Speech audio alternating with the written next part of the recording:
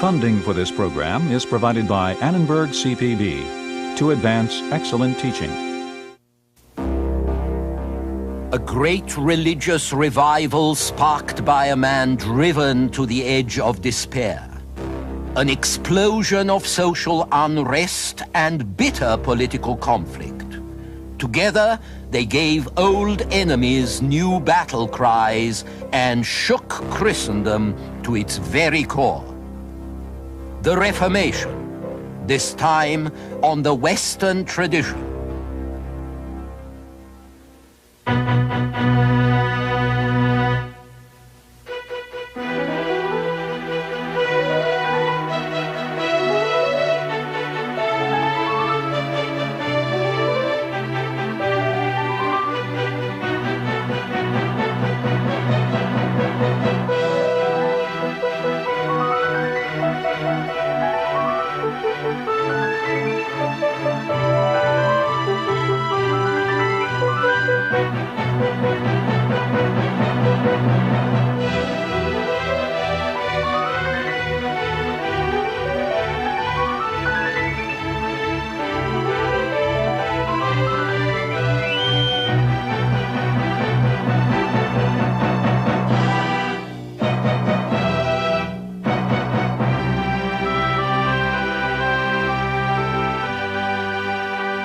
And now UCLA professor Eugen Weber's continuing journey through the history of Western civilization.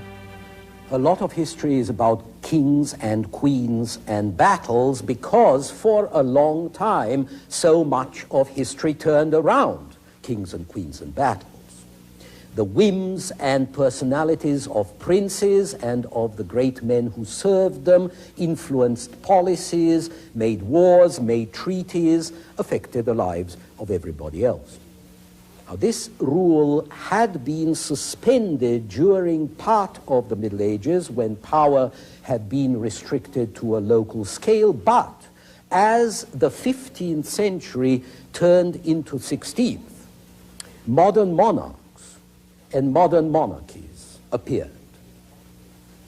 They wanted to be all-powerful, and they persuaded their subjects that indeed they were, or at least they should be, all-powerful. Even their guardian angels were considered more important than the angels that guarded people of lesser rank. There was Louis XI of France, who lived in the 15th century, Ferdinand of Spain, who straddled the 15th and 16th centuries, and Henry VIII of England, who was born the year before Columbus sailed and who died in 1547. These were the fathers of the modern state. It would take centuries to be perfected, but from the very beginning, the modern state pursued four major tasks. First, to secure obedience, to neutralize all possible challengers, to gain the monopoly of force, to maintain law and order, to make the violence it exerted the only legitimate violence. And what this meant, you can see in the gibbets that figure prominently in a lot of paintings. The second thing the state had to achieve was to exert control over economic life, to facilitate the circulation and exchange of goods, to grasp as much as possible of national income. Third, it had to refocus patriotic identity from the local to the national scale. Here we see not only Henry III of France, but also the lily, or fleur de lis, which had become the symbol of French royalty. And finally, the state had to dominate or control the religious life of society, or at least ally itself with the representatives of religion. Now, we've already seen that the rise of the modern state was dependent on both the growth of a modern economy of capital and account books like this one, and on the arms that new technology made possible and the new economy made affordable. But it also owed a great deal to the revival of Roman law, which had survived in Italy, and which after the 13th century spread through Europe, carried by lawyers trying to strengthen the king against the clergy and against his feudal vassals. Roman law carried the idea of an absolute ruler, the princeps, whose will was law. This combined with another classical ideal, that of the hero, who is practically a god, strong, benevolent, and wise. This heroic royal figure was going to incarnate what we today describe as nationalism, a sentiment of patriotic pride in origins and in past glories, which would be used to justify present dominion and future greatness.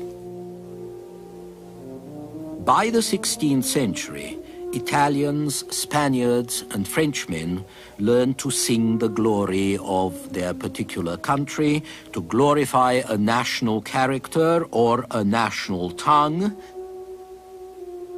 German humanists compared the German past to that of ancient Rome and inspired this triumphal arch for their king and emperor Maximilian. Shakespeare's plays praised England, disparaged its neighbors, exalted patriotic sentiment. The reference to the past which inspired the present could also focus on the ideal figure of the prince who personified his people and the nation. In theory, the prince answered the need for a strong central authority to impose unity and order. In practice, the material interests of most princes were served by more law and order. More law and order improved revenues. Regular revenues paid for the regular armies that could impose more law and order and squeeze more revenues, thus further increasing the central power. With this increasing centralization of the state, the modern relationship between the central authority and the individual subject and taxpayer began to take shape. So did the representative institutions, the councils, parliaments, estates, that mark the modern West and that are all related to taxes. When states and rulers no longer turned for aid to vassals but to all their subjects, they had to win their consent. But popular assemblies composed of all the citizens, as in the ancient Greek cities, were not feasible where the number of people and the distances between them were too great. And so, as a substitute for personal attendance, there developed the concept of representation, the idea that certain men, elected or appointed, could speak for other men or cities, or estates. Some of these representative assemblies became instruments of opposition to royal authority, but for the most part, their very existence gave disparate territories a sense of unity they had not had before. Voting taxes and paying them didn't just affect the purses of people, it affected their minds as well. At the same time, the princes needed administrators. In France, whose kings were best served in these matters, there were some 12,000 civil servants in 1505, 1 to about 1,250 people. 400 years later, there would be one for every 70 French men and women, and today there are almost as many state employees as there are citizens to be administered. The princes also needed soldiers to back up their officials and, above all, for war, which was the greatest industry of their time, as it often is of our time. The princes also needed representatives for negotiations, for diplomacy, which is the continuance of war by other means, and which the 15th and 16th centuries were beginning to develop, along with international law, a code that governed relations between sovereigns and between sovereign states. Meanwhile, medieval concepts were disappearing. The Holy See was not even a shadow of what it had once been. The Pope was an Italian prince trading in what merchandise he had: ecclesiastical appointments, dispensations from the application of church law to permit divorce, absolve from adultery or even murder, indulgences which provided remission of sins in return for worthy acts, or better still, in return for payment. As for the emperor, like Sigismund of Hungary here, who was crowned in 1411, he had no power to tax or to impose his will outside his own territories. He was simply the highest bidder in the auction for the imperial crown of the Holy Roman Empire. In 1519, for example, Charles V, King of Spain, was the winner. He had the backing of the great banking houses, especially the Fuggers of Augsburg, who advanced most of the money to buy the electors and the Pope, and who, just as importantly, refused to credit the bank drafts of Charles's competitors. It's from this point on that the power of money or finance capital dominates the world. Financial power created the armies with which the new emperor conquered his enemies and kept his huge empire together. Charles's grandfather, the Emperor Maximilian, had not been able to collect anything like regular taxes, so he hadn't been able to keep up anything like a real standing army. A few kings, like Louis XI in France and Ferdinand of Aragon, had got one. But Charles was the first emperor who managed to do this, and if changed economic conditions played their part, a new business outlook and a business alliance played equally important parts. Charles's son, Philip II, who lived from 1527 to 1598, was not only the King of Spain, but also King of Portugal, which he inherited through his mother. He ruled an empire far greater than that of ancient Rome, an empire that stretched from the Americas to Asia. You have to imagine the scale of this empire in terms of what distance meant in the 16th century. A round trip from Lisbon to Goa in India took 18 months. A trip from Seville in Spain to Lima in Peru took 2 years. And from Seville to Manila in the Philippines, which were named for Philip, of course, it took up to 5 years. You can understand the remark of a Spanish viceroy that if death came from Madrid, we should all live to a very old age. No doubt if death had come, it would have come by written order. Spanish government was government by paper and by the bureaucracy that shuffled the paper. The bureaucrats were trained in universities whose numbers in Spain tripled during the 16th century from 11 to 33, and which were also set up across the Atlantic. The University of Santo Domingo was founded in 1538, the first university in the Americas, 100 years before Harvard College. Others followed in Mexico and Peru. And it was the flow of capital in the form of gold and silver from America that paid for the universities and the bureaucracy, that lubricated the wheels of commerce and fueled the military and political supremacy of Spain through the 16th and the 17th centuries. So Spain's American empire made her European empire possible.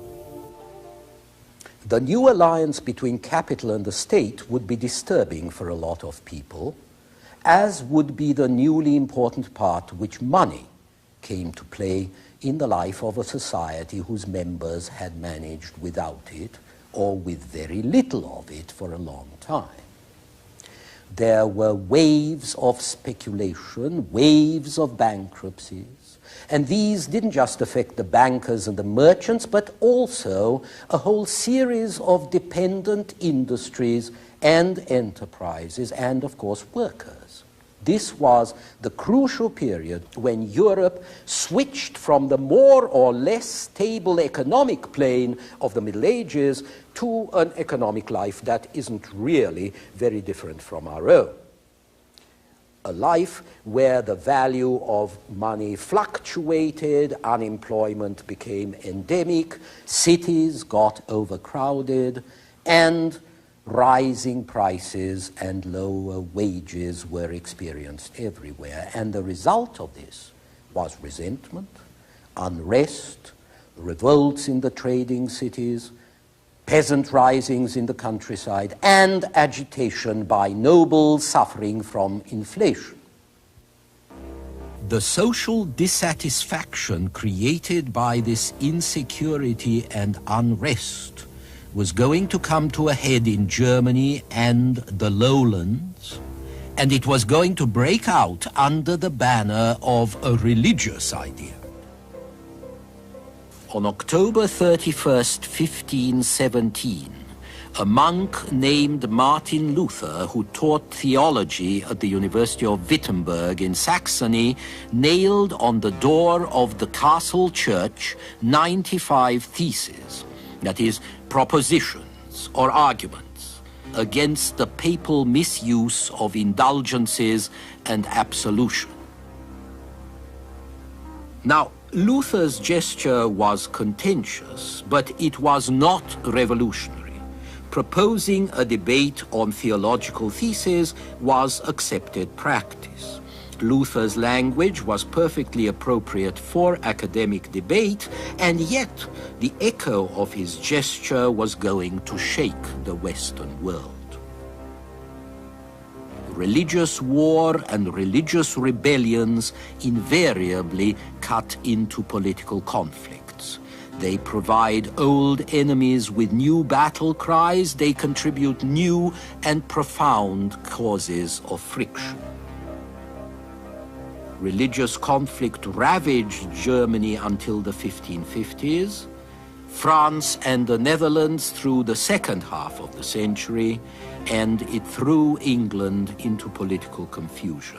Within one generation, the seamless robe of Western Christendom was rent. From then on, men stood divided by Christian faith as much as by political allegiance or economic interest. This was the Protestant Reformation. Now, obviously, a religious contest on this scale doesn't break out in an irreligious society. Luther himself is evidence of this. He was driven to the verge of madness by uncertainty and doubt and guilt and the terrible fear that he could never achieve salvation, until he realized that it's not what you do or don't do, it's what's inside you that counts. Your faith in God and in His salvation, His free, forgiving mercy, that are more important than your weakness, your failings, your feeble attempts to atone. The problem that upset Luther, that terrorized him before he found his justification in faith, this passionate anxiety, also upset and frightened a lot of other people and made them listen to Luther when he found a solution to his own problems and offered it as a solution to their problems, a way to achieve salvation, which, as Albrecht Dürer, the painter, put it, opened up new worlds to me. Another evidence of contemporary religious concern is late Gothic art of a flamboyant style that showed off for all to see just how much money and how much art men would invest in the palaces of God. But the age of flamboyant Gothic is also an age of flamboyant piety.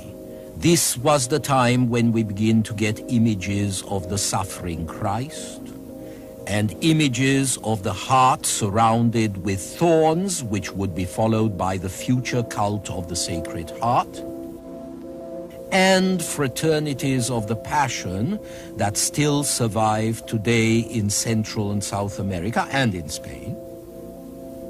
There was also the devotion of the Rosary, which is a way of praying and honoring the Virgin by reciting 150 Hail Marys, and a whole host of other practices glorifying the Lady who appeared more and more like the channel of the grace her divine Son provided for men. And from the Virgin, one moved back to her mother, St. Anne, whose great vogue came at the turn of the 15th century and beyond, with the growth of the theory of Immaculate Conception, first of the Virgin, then also of her mother. Even Erasmus wrote that he had been devoured with piety for her since his tenderest youth. This, incidentally, was also a time when many male babies, as well as female, were baptized Anne, such as the French Duke and Marshal Anne de Montmorency. It was also a great time for pilgrimages, with Venice fostering a whole new industry of pilgrimages to the Holy Land. Law courts sometimes sentenced the guilty party to a pilgrimage to one or another sanctuary, where today they would inflict a fine. Along with this, there was an entire cult of relics, various objects from the lives of the saints, even parts of their bodies. At the same time, the Church was printing up indulgences and bringing out hundreds of writings, first for the priests, then for the public, translated from Latin or written directly in French, German, English for the middling bourgeoisie which ignored Latin, and for those pious women who could read.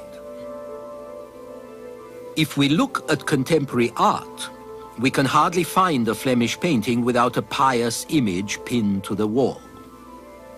In the 15th and 16th centuries, more and more, God and the saints operate very close to the human plane, and the new naturalism of the artists reflects a growing familiarity or desire for familiarity between the worshipper and the worshipped. This was a period in which the plastic arts provided the imagination with a vision of a very human Christ, and above all, a very humane one, infinitely pitiful and suffering and good, very close to men and women who could recognize their own image on the panels and the paintings which once upon a time bore images of idealized and superior figures. A very human Christ, a very human Virgin Mary, a vast family of saints. Altogether, then, there was no sense in the 15th and 16th centuries that the springs of faith were drying up. There was no loss of interest in religion, no hostility to the old practices. On the contrary, the impression one gets is of a lot of piety and a great appetite for the divine with a great variety of expression. And yet, as far as one can tell, there was also a sense of unease, a discomfort, a certain vague aspiration towards something else. And it came from that new class that had been moving up, not only in riches, but also in influence and status.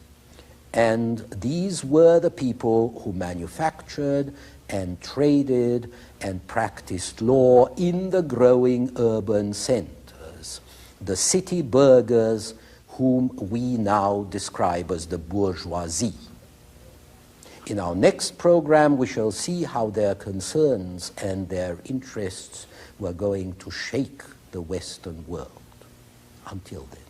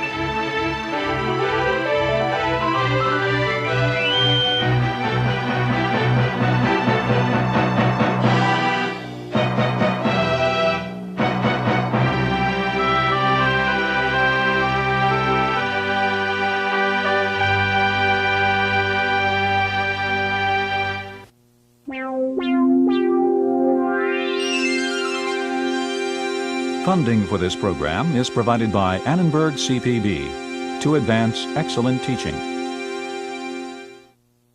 For information about this and other Annenberg CPB programs, call 1-800-LEARNER and visit us at www.learner.org.